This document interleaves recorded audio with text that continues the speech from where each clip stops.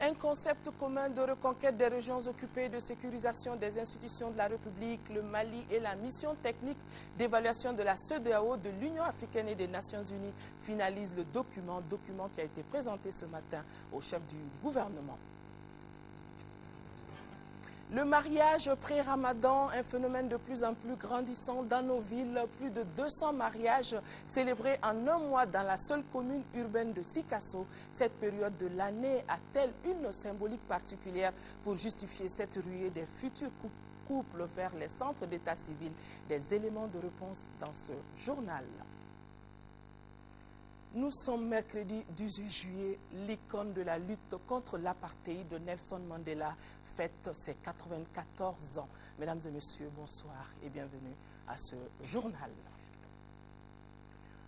On est mercredi, jour de conseil des ministres. Le Premier ministre Cheikh Modibo Diarra a présidé la session ordinaire du Conseil des ministres. Bonsoir Ibrahima Djombele.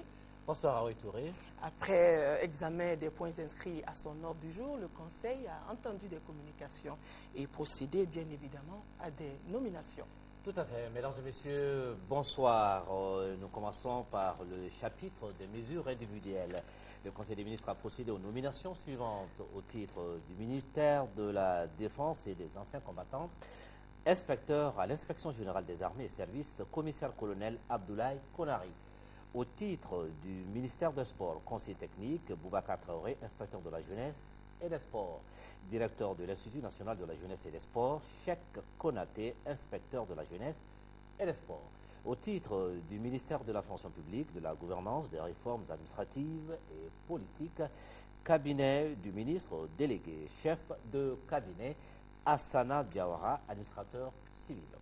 Conseiller technique, Ousmane Christian Diarra, administrateur civil. Baila Nyang, professeur chargé des missions. Madame Togola Oumou Ndiaye, économiste. Brema Cotier Diakité, économiste planificateur. Au chapitre des communications, au titre du ministère du Commerce, des Mines et de l'Industrie, le Conseil des ministres a autorisé le ministre du Commerce, des Mines et de l'Industrie à signer les conventions d'établissement pour la recherche et l'exploitation des substances minérales entre le gouvernement de la République du Mali et des sociétés minières. Le ministre du Commerce, des Mines et de l'Industrie a sollicité du Conseil des ministres l'autorisation de procéder à la signature de 108 conventions d'établissement pour la recherche et l'exploitation de substances minérales ou fossiles dont l'or, le fer, le cuivre, le diamant, le phosphate, la bauxite et le zinc. En cas de découverte de gisements économiquement exploitables, les sociétés d'exploitation seront créées dans lesquelles l'État détiendra une participation d'au moins 20%, dont une participation gratuite de 10%. Le Conseil des ministres a donné son accord pour la signature des dites conventions. Au titre du ministère de l'Artisanat, de la Culture et du Tourisme, le Conseil des ministres a examiné une communication relative au compte rendu de la participation du Mali à la 36e session du Comité du patrimoine mondial tenue à Saint-Pétersbourg dans la Fédération de Russie du 24 juin au 6 juillet 2012.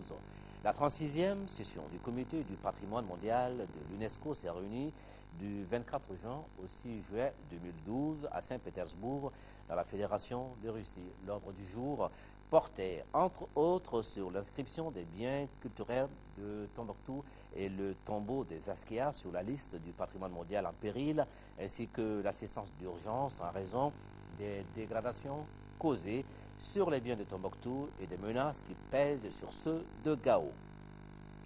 Au cours de la session, les décisions importantes ci-après ont été prises.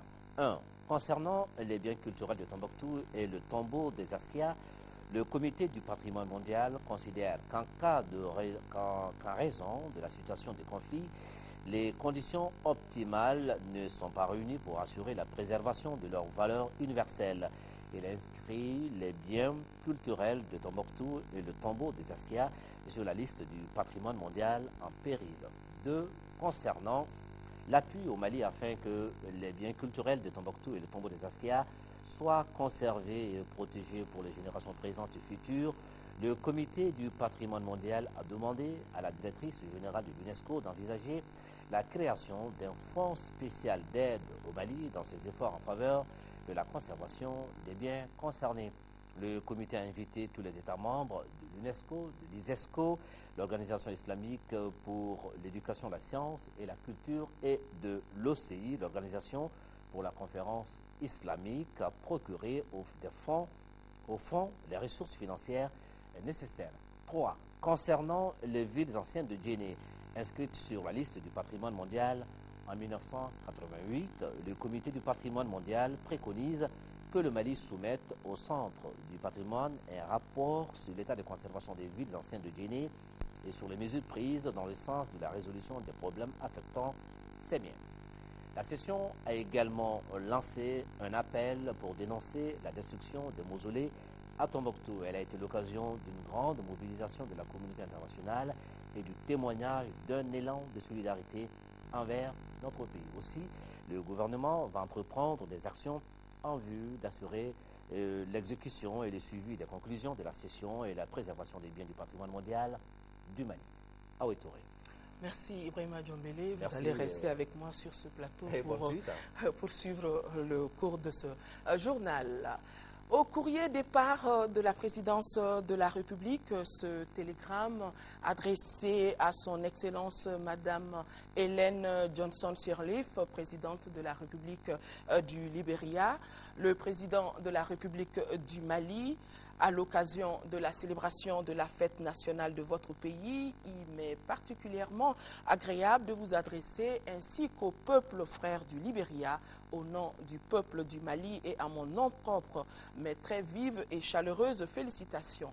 En cette heureuse circonstance, je voudrais vous réaffirmer ma ferme détermination à œuvrer de concert avec vous au renfermissement des excellentes relations d'amitié et de coopération existant entre nos deux pays, en vous souhaitant plein succès dans votre œuvre de construction nationale. Je formule des vœux sincères pour votre bonheur personnel et pour la prospérité du peuple du Libéria. Je vous prie d'agréer, Excellence Madame la Présidente et chère sœur, l'assurance de ma très haute considération pour le président de la République, le Premier ministre Cheikh Mohamed Abdoulaye Souhad dit Modibo Diarra.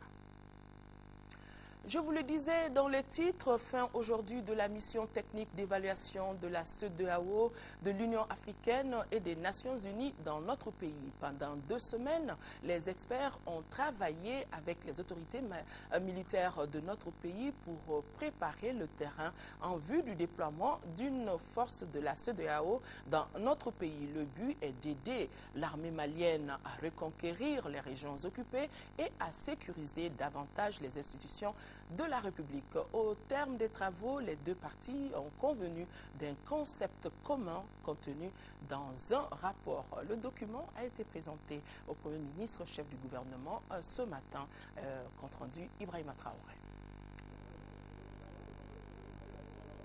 Le terrain semble bien préparé désormais pour accueillir les forces étrangères au Mali. La mission technique d'évaluation mandatée par la CEDEAO, l'Union africaine et les Nations unies a achevé ses travaux avec les autorités militaires du pays. Après 2 semaines de discussion, les deux parties se sont mis d'accord sur un concept commun développé dans un rapport. Nous nous sommes mis d'accord sur la nécessité d'abord de renforcer le dispositif qui est là pour sécuriser les institutions de la République. Ça, c'est fondamental. Le deuxième point, c'est de procéder à la réorganisation et à l'entraînement de nos forces de défense et de sécurité pour enfin faire face à la mission primordiale de reconquête et de rétablissement de l'intégrité du territoire. Sinon, encore une fois, nous sommes parvenus à une parfaite identité de point de vue sur les grands principes qui doivent sous-tendre l'action de la CEDEAO aux côtés du Mali. À ce jour, les besoins de l'armée malienne sont identifiés. La stratégie à mener pour reconquérir le nord du pays est connue. Le soutien de la communauté internationale est indispensable. La balle se trouve actuellement dans le camp du gouvernement qui doit demander officiellement l'appui des forces de la CEDEAO. Nous attendions la requête. On ne peut pas aujourd'hui décider quand est-ce que les forces doivent venir s'il n'y a pas une requête officielle pour permettre de mettre tous les mécanismes au point. Mais je crois aussi que c'est une très bonne occasion que les deux parties se soient mis d'accord. Ceci va peut-être donner plus d'assurance aussi au gouvernement qui ferait certainement, je l'espère, une requête en sachant que le concept est bien approprié aussi bien par la CEDEAO que par l'armée malienne. Le Premier ministre dit prendre bonne note. Cheikh Modibo Diarra a saisi cette opportunité pour saluer la solidarité de la communauté internationale envers le Mali. Si le Mali a été un membre fondateur et est membre de la CEDEAO, c'est justement dans de tels actes de solidarité que, n'est-ce pas, cela peut se manifester. Notre armée elle-même a participé à des missions au sein de la CEDEAO dans d'autres pays. Aujourd'hui, il se trouve que c'est le Mali qui a besoin du soutien de la communauté internationale.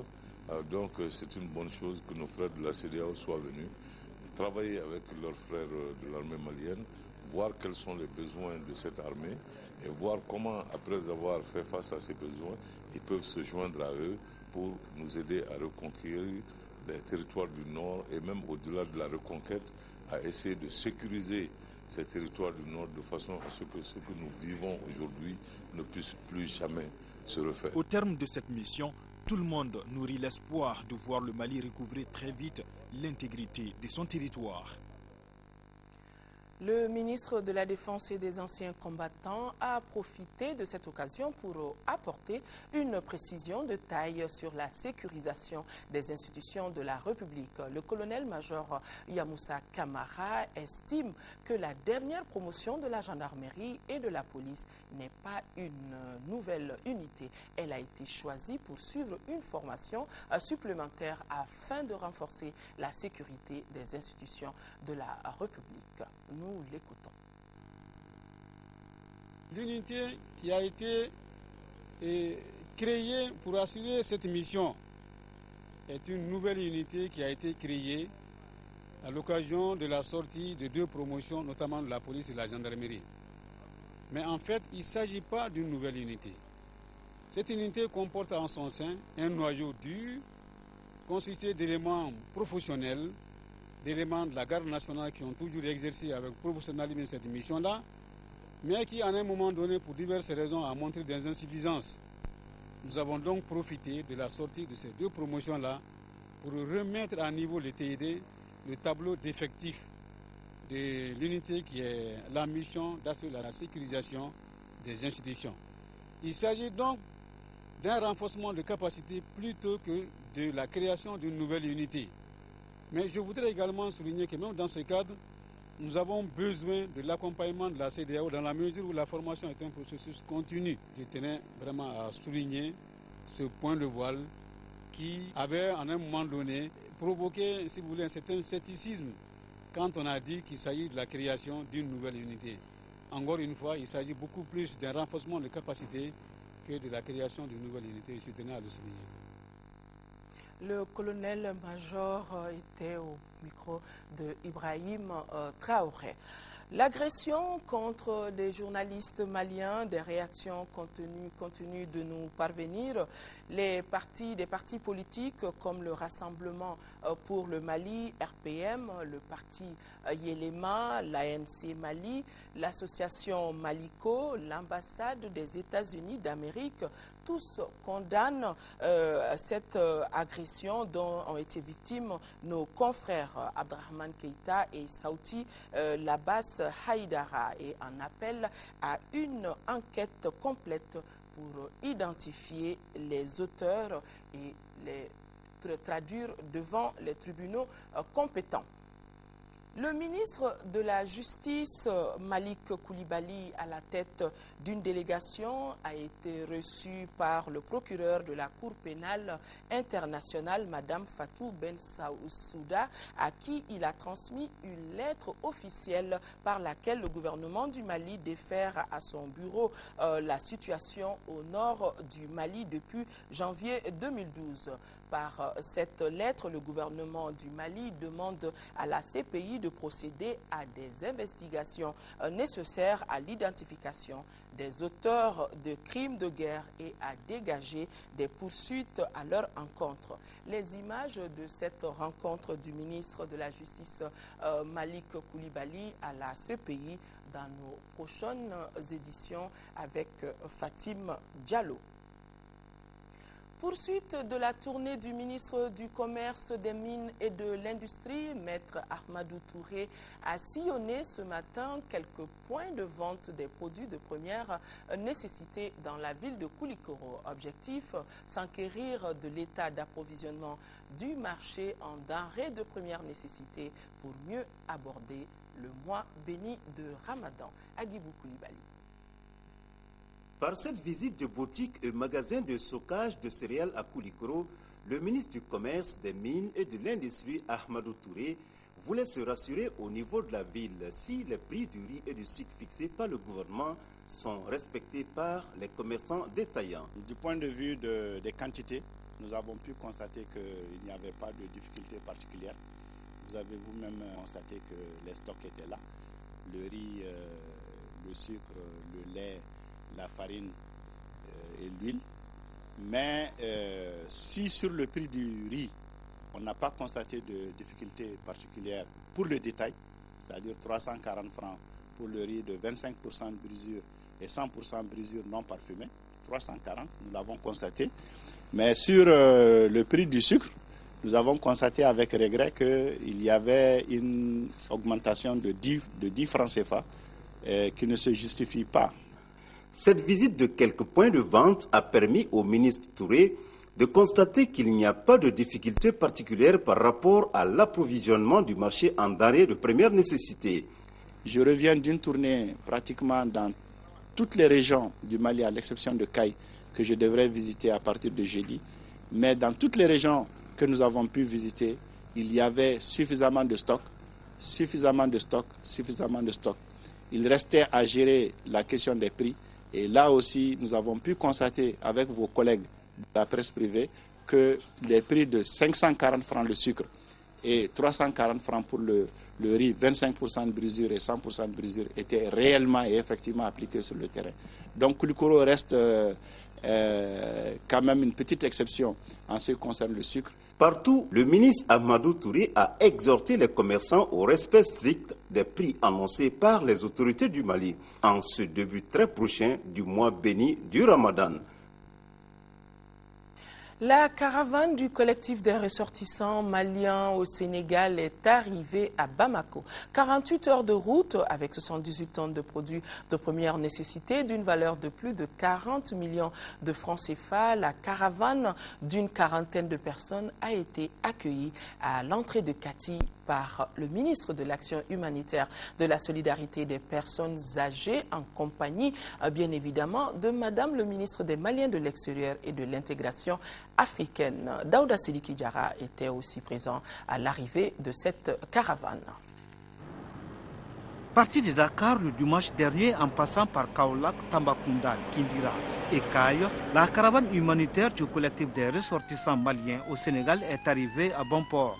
Face à la crise du Nord, ce collectif n'a pas hésité à franchir le seuil des portes de nos compatriotes vivant au Sénégal et en Côte d'Ivoire, ainsi que celles des institutions nationales et internationales et des entreprises locales pour collecter plus de 40 millions de francs CFA. Les sommes collectées ont permis de venir en aide aux populations du nord de notre pays en achetant 78 tonnes de produits de première nécessité. Ils sont venus témoigner à leurs frères et sœurs éprouvés au nord du Mali leur solidarité. Ceci fait partie des valeurs du Mali et des valeurs profondes du Mali. Donc nous sommes émus par toute l'énergie qu'ils ont dépensée et tout le trajet qu'ils sont battus pour être là et nous exprimer cette solidarité. C'est d'abord un sentiment de fierté parce que voir qu'ils se sont mobilisés sur des milliers de kilomètres, braver la route depuis déjà 2 jours dans les conditions que nous connaissons, ceci dénote à suffisance qu'ils ont pensé au Mali, ils ont pensé à leurs frères et sœurs. Et ça ne peut être qu'un élément de fierté pour nous tous Maliens aujourd'hui. Ces dons en nature se composent de sacs de riz, de sucre, de savon, de l'eau minérale, des vêtements, ce qui va constituer un grand ouf de soulagement pour nos compatriotes du Nord. La solidarité, elle est bien malienne. Nous restons dans le même chapitre pour signaler que Catholic Relief Services, elle aussi vole au secours de 4000 déplacés des régions du Nord installés dans les communes 5 et communes 6 du district de Bamako. Près de 260 millions de francs CFA. C'est le montant reparti entre les différentes familles recensées. La cérémonie de lancement de ce projet d'assistance aux personnes déplacées s'est déroulée au centre d'état civil de Banankabougou, c'est en commune 6 du district de Bamako, à Fademba, à Keita. Le projet d'assistance ainsi lancé cible environ 4000 personnes déplacées résidant en commune 5 et 6 du district de Bamako. Cette initiative de l'ONG Catholic Relief Service s'inscrit dans un cadre intitulé « La solidarité transformera le monde ». Le montant contenu dans chaque enveloppe est fonction de la taille de la famille. Un déplacé qui a à sa charge 14 personnes reçoit environ 118 000 francs CFA par mois et cela pendant 6 mois, soit environ 8 000 francs CFA par personne. Le projet est financé par le gouvernement irlandais à travers des bailleurs de fonds dont Trocare, Electric Aid et le CRS. Les personnes déplacées ont été identifiées sur la base des recensements pilotés par la Direction générale de la protection civile, l'Organisation internationale des migrations. Et ceci exprime le système de partenariat qui est aussi un principe directeur et programmatique des CRS. Ce geste humanitaire n'est pas le dernier du genre de la part du CRS. Le projet d'assistance aux personnes déplacées vulnérables à Bamako, en utilisant un système de transfert d'argent, donne suffisamment de flexibilité aux bénéficiaires pour couvrir les besoins les plus pressants qui, à n'en pas douter, sont nombreux. Les déplacés du Nord, bénéficiaires de ce projet d'assistance, n'ont pas caché leur joie. Je suis très contente, mais ce que je souhaite, la paix pour qu'on puisse retourner chez nous. Parce qu'on a beaucoup de problèmes là où on est tout de suite. On est fatigué vraiment. L'organisation non gouvernementale Catholic Relief Service a été créée en 1943. Son siège est à Baltimore, aux États-Unis. Présente dans 100 pays à travers le monde, dont 45 en Afrique, elle intervient dans plusieurs domaines de développement, dont l'agriculture, la microfinance, la sécurité alimentaire et les urgences. Les responsables de l'Association des municipalités du Mali étaient face à la presse.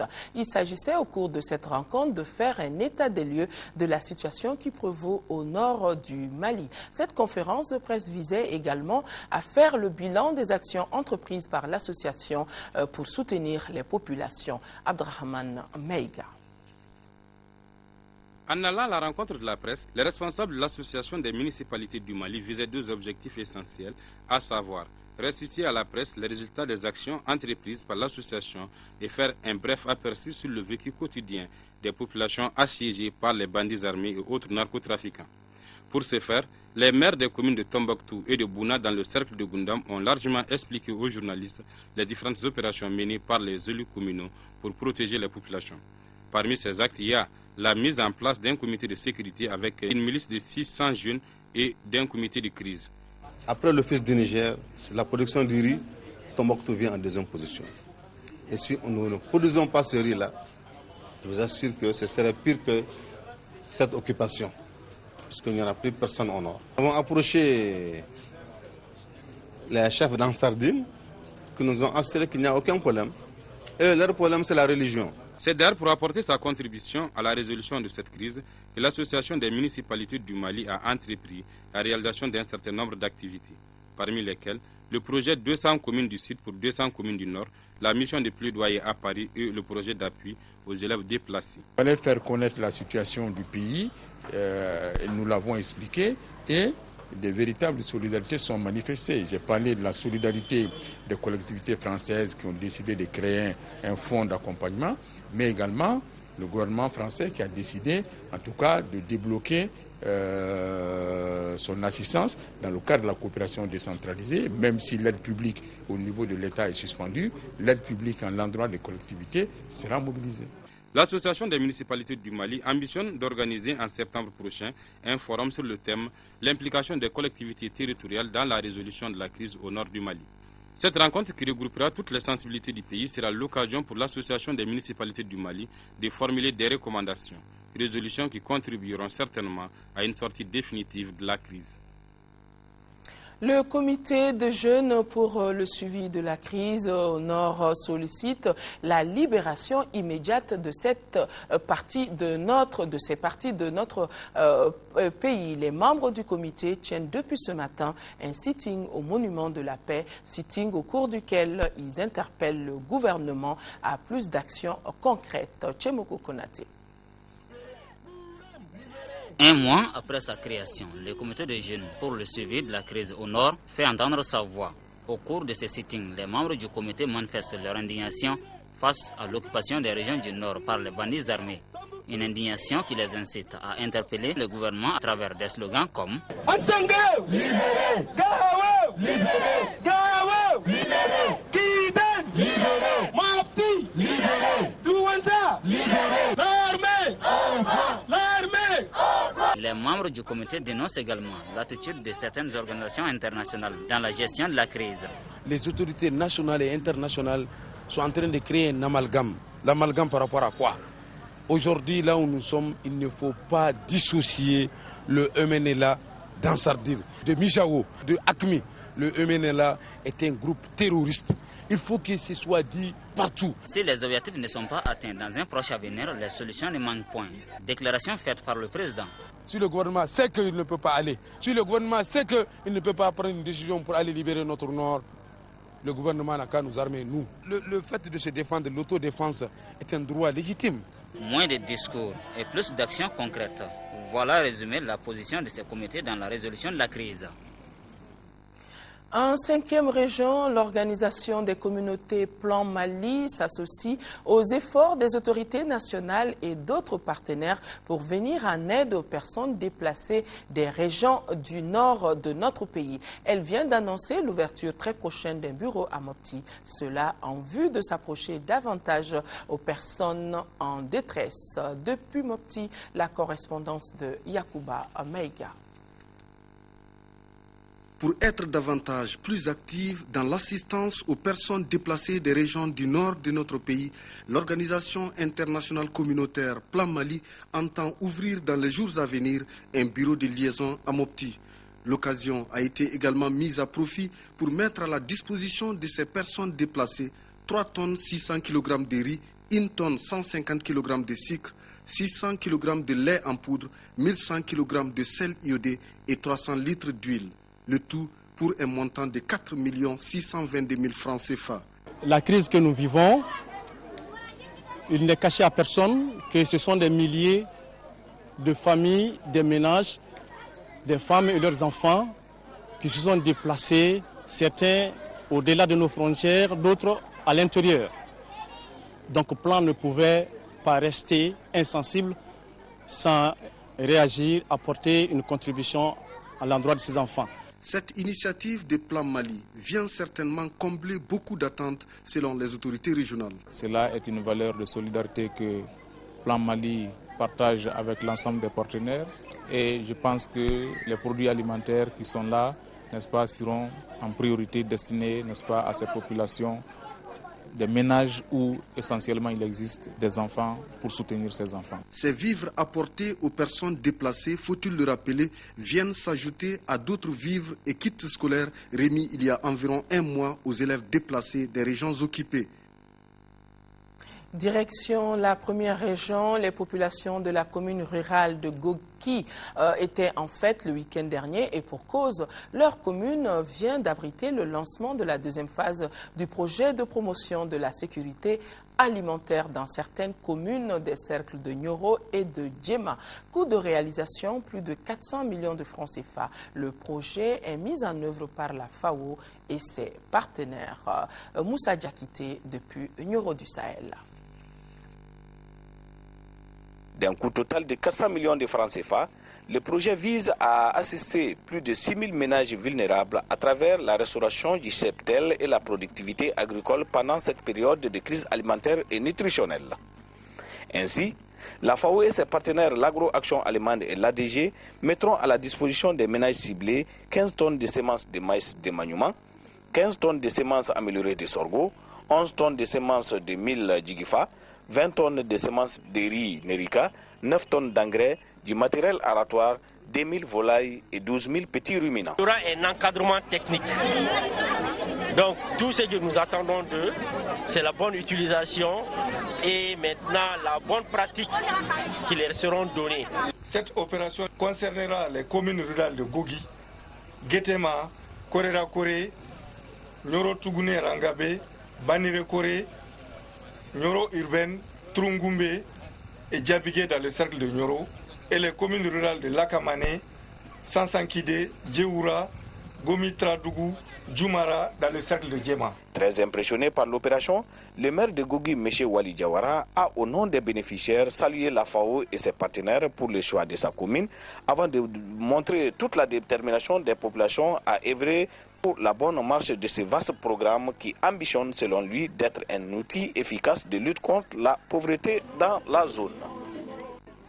Ici à Bamako, la mutuelle de l'aviateur a tenu au foyer de l'armée de l'air de la base aérienne son assemblée générale annuelle. Plusieurs points étaient inscrits à l'ordre du jour, mais le point le plus important, c'était le bilan financier qui a été fort heureusement jugé positif. Ce bilan se chiffre au 31 décembre dernier à plus de 696 millions de nos francs. La cérémonie d'ouverture était présidée par le colonel-major Suleiman Doumbia, chef d'état-major de l'armée de l'air. Boubacar Sissoko. Cette session ordinaire de l'Assemblée générale annuelle de la mutuelle de l'aviateur avait à son ordre du jour plusieurs points, parmi lesquels le compte-rendu des activités, la situation des fonds en dépôt de la pharmacie dans les bases. Il y avait également la situation des recommandations de la session dernière. D'ores et déjà, le bilan financier de la mutuelle de l'aviateur affiche une belle santé. Au 31 décembre 2011, ce bilan est un peu plus de 696 741 000 francs CFA. À l'heure où je vous parle, la caisse de la mutuelle de l'armée de l'air se porte très bien. Parce que déjà, on n'a jamais eu d'insuffisance en matière de prestations. C'est-à-dire, quand les gens vont partir à la retraite, il y a la prestation retraite. Quand les gens tombent malades, il y a la prestation santé. Donc la mutuelle fait toujours face à ces différentes prestations pour quand même satisfaire les mutualistes. Les différentes prestations de la mutuelle de l'aviateur donnent satisfaction aux membres, ce qui fait d'elle un bon exemple au plan national. Je suis convaincu que la tenue régulière de l'Assemblée générale de la mutuelle de l'aviateur est un signe de vitalité sans cesse croissante de la mutuelle de l'aviateur, soucieuse du devenir de ces mutualistes. Rappelons que la mutuelle de l'aviateur a été créée en 1989. Dès lors, elle offre à ses adhérents des prestations diverses. Nous ouvrons à présent la page dossier de ce journal.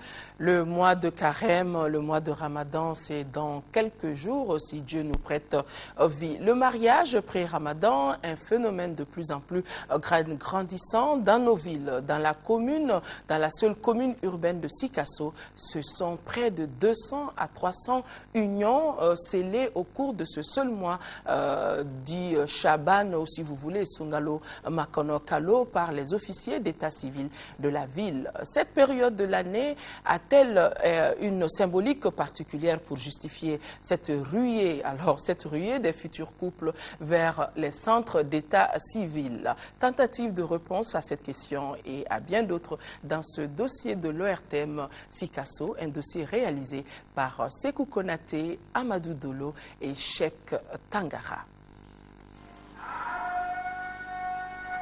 Ramadan ou période d'abstinence du lever au coucher du soleil pour la communauté musulmane durant 29 ou 30 jours est un des mois sacrés de l'islam. À l'approche de ce mois béni de Dieu, les fidèles se préparent à l'accueillir pour bien accomplir ce devoir de croyant qui constitue le troisième pilier de la religion musulmane. Le stock alimentaire se constitue puisque les habitudes alimentaires vont connaître des modifications dans beaucoup de ménages. D'autres choisissent tout simplement de l'accueillir nanti des nouveaux statuts sociaux en scellant une union sacrée avec l'élu de leur cœur. C'est bien ce dispositif qui suscite aujourd'hui beaucoup d'intérêt, tant le phénomène commence à prendre de l'ampleur depuis quelques années, notamment dans la ville de Sikasso. Nous sommes à 63 aujourd'hui. Bon, les prévisions par les déclarations sont à 43. L'année dernière, nous avons fait 150 célébrations avant le mois de carême. Souvent, on peut célébrer 10 avec les villages rattachés, ou bien 11. Bon, maintenant, dans la ville, il y a 6, 7, 4, 3. Généralement, nous, on fait ça. Cette année, l'affluence est plus forte parce que l'année dernière, nous avons 253 mariés. Mais cette année, déjà, on va dans les 397 mariages déjà. Existe-t-il un sens profond au choix de cette période de l'année, particulièrement ce mois de Chaban ou Sungolo Makono? En vue des cérémonies du mois de Carême, il y a l'affluence pour ces mariages. Et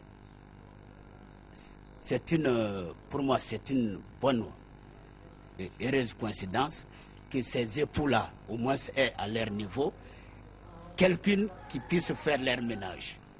Dans le temps normal, c'est une signification parce que notre grand-parent voulait que tu te maries avant le carême.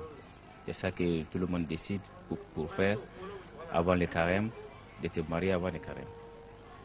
Bon, cela nous donne beaucoup de bonheur, que nous aussi, on a voulu décider de faire comme notre parent.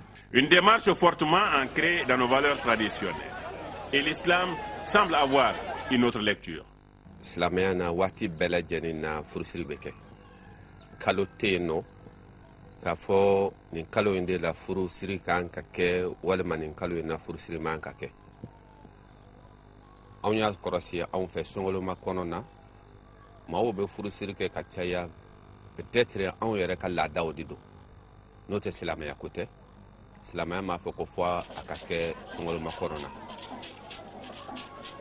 mun na sabu dumuniw ni ɲɛnajɛw bɛ anw ka furusiri la anw ka laada la donc peut-être o de kosɔn.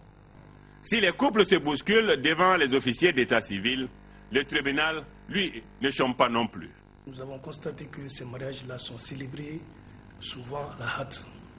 Et le nombre de divorces qui s'ensuit est très important. En 2011, nous avons enregistré 197 demandes de divorce et 148 ont abouti au divorce. Cette année, nous sommes seulement au 7e mois de l'année en cours. Nous avons déjà enregistré 100 demandes. 53 divorces ont déjà été prononcés. Il est fort à parier que d'ici la fin de l'année, on dépasse le chiffre que j'ai évoqué plus tôt en 2011. Et nous avons aussi constaté que la quasi-totalité des demandes émanent des épouses, des femmes qui supportent mal les contraintes du foyer. Alors, à chacun de s'investir pour donner à ces liens scellés son caractère pour le meilleur et pour le pire. Chaque mariage qui s'effrite est un pan de la société qui s'effondre. Et donc, nous devons avoir à l'idée de sauvegarder l'institution mariage. Et c'est pourquoi j'en appelle d'abord aux parents. Il faudrait que chacun d'entre nous se mette à l'œuvre pour apprendre aux enfants les bonnes manières. Il faudrait que les mamans s'occupent des filles comme il le faut pour leur apprendre les rudiments de la vie conjugale. Les époux aussi, au sein du foyer, doivent se consacrer à la formation, à l'éducation des enfants. Je pense que c'est la seule manière pour nous de nous en sortir. Espérons que ce message, ces conseils du juge seront entendus et que c'est des unions qui ont été scellées pour la vie, pour le meilleur comme pour le pire, et que c'est des unions qui n'ont pas été scellées justement pour seulement un seul mois de Ramadan. À présent, la page sport de ce journal, football, la 25e journée du championnat national de Ligue 1 s'est poursuivie avec 2 rencontres. Le COB de Bamako, après s'être éliminé en Coupe CAF, s'est refait une santé. Les Olympiens ont battu le CS Dougouolon Fila 1-0, ce qui menace sérieusement la 3e place de la formation du Méguétan. Les Rouges de Bamako continuent sur leur série d'invincibilité. qualité. Ils ont emporté 3-0 devant le Sigui de Caille et ne sont plus loin du titre. Pendant que le Sigui a encore du pain sur la planche pour rester en première division. Le résumé des 2 rencontres jouées au stade Omnisport Modibo Keïta, c'est avec Aldjouma Tina. Après s'être auréolé de sa qualification à la phase des poules de la Coupe CAF en Tunisie, le Djoliba AC renoue avec les préoccupations nationales, à savoir la Ligue 1. 3-0, c'est le score qui ressort de cette affiche des extrêmes en faveur du leader qui n'a pas trop forcé son talent. Dès le premier acte du jeu, les Rouges de Bamako avaient déjà tué le suspense devant le Sigui. Hamara Fofana, à la 23e minute, échappe au bastion défensif kaysien pour ouvrir le score. L'international junior est imité magistralement à la 44e minute. Samba Diallo, lui également international junior, oblige le portier Mamadou Diarra à aller ramasser le cuir dans ses filets. Dominateur, les Rouges corsent l'addition à quelques encablures de la pause. Meilleur buteur de Ligue 1, Boubacar Bangoura déclenche une reprise imparable pour son 15e but de la saison. L'essentiel étant déjà fait, le Djoliba AC préserve ses scores sans coup férir en seconde période. Le Djoliba Athletic Club n'a besoin désormais que de 2 victoires pour avoir le titre de champion. Le Sigui, lui, a encore du chemin à faire pour assurer sa survie en première division. Club olympique de Bamako 7 Doukoulon-Fla, voilà autre rencontre, autre enjeu. Pour le COB, il s'agit à tout prix de gagner pour s'approcher un peu du 7 Doukoulon-Fla, 3e en vue d'une probable sortie africaine. Et si l'équipe des 7 villages l'avait emporté, elle allait prendre un écart assez conséquent sur ses poursuivants. Ce qui n'était pas loin d'être fait si elle n'avait pas raté dès la 8e minute ses pénaltys. Adama Keïta remporte son duel face à Abdul Aziz Touré. 0 but partout à la mi-temps, le Sobé doit impérativement marquer. Et cela passera par Sidi M. Keïta à la 70e minute.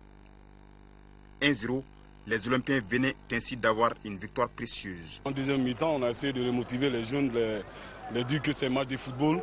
Il faut qu'ils continuent à se battre si on a envie d'être africain la saison prochaine. Moi, je dirais bien que c'est encore possible pour nous de jouer la 3e place. En première mi-temps, on avait le match à main, surtout avec le pénalty que nous avons raté. Et après, on a essayé de se réorganiser au milieu, malgré la blessure de certains de nos éléments qu'on était obligé de faire sortir. Mais il a suffi d'une erreur individuelle pour qu'on prenne un but, et puis ça fait partie du football. Mauvaise opération pour le 7 Doukoulon-Fla qui est plus que jamais menacé pour la 3e place. Place à laquelle prétend désormais l'AS Bakaridjan, la Jeanne d'Arc et le COB. Voilà, mesdames et messieurs, ainsi allait l'actualité ce mercredi 18 juillet 2012. Des rendez-vous de demain, 10h, 13h, Aïssata Ibrahim Maïga. Et s'il plaît à Dieu, Inch'Allah, je serai là sur ce même plateau, 18h et 20h. D'ici là, merci de votre fidélité et merci de rester de cœur et d'action avec nos compatriotes des régions du nord du Mali vivant sous occupation. Merci de ne pas les oublier. Bonne suite de programme. Au revoir.